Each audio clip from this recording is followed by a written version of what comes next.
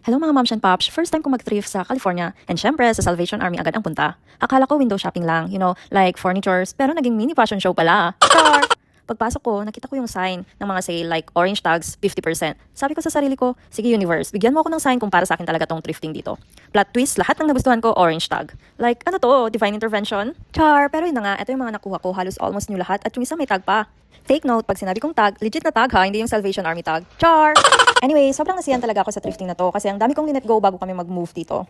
Ito na nga yung cardigan, 8.99 less 50% and skirt, 6.99 less 50%. Ito naman yung dress, 8.99 less 50%. And ang pinaka-paborito ko sa lahat, itong pink dress which is 12.99 less 50%. Ang total gastos ko for today's thrifting is, ang makakahula, my Gcash. Char! Ayan na nga, atake!